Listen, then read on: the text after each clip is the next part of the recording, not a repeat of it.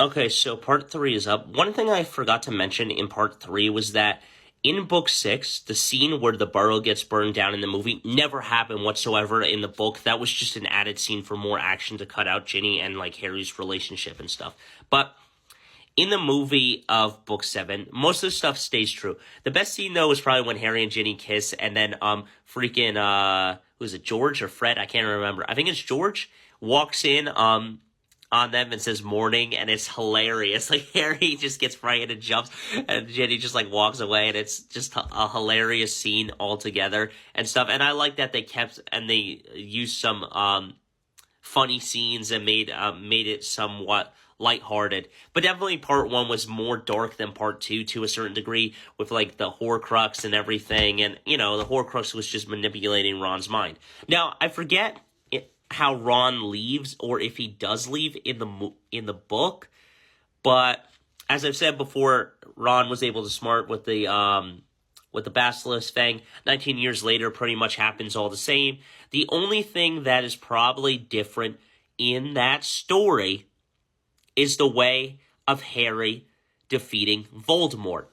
And unfortunately, there are two different ways that this goes down. The first time is that he jumps out of Hagrid's arms in the movie and fires a spell at the snake, and the battle rekindles and everything happens. The other time is when he's under the invisibility cloak, which I like a little bit better in the book version, running to Bellatrix, and Mrs. Weasley says, "Get back, I got her," and stuff. And then Harry runs back to Voldemort and stuff. That would have been cool if I like to see when she says, "Not my daughter, you bitch," to Bellatrix and stuff. But it would have been cool if like Ginny and Mrs. Weasley both battled Bellatrix and defeated her together and said, "This one was for you, Sirius, and this one was for you, Harry," and stuff. It would have been a cool scene to say that, and the dialogue. The other thing, though, is that I don't like how Voldemort dies. Now, obviously, there are two times that I don't like it. First off, I don't like it because, first off, Harry doesn't really use a killing curse or any of the other spells, Sectum Sempra, or any of those other bad spells to kill Voldemort. So by disarming him, it's kind of like in Star Wars where Padme like loses the will to live on and stuff due to a broken heart. It's kind of the same thing with Voldemort. Now I don't like that he gets dusted like Thanos snapped his fingers in the movie version.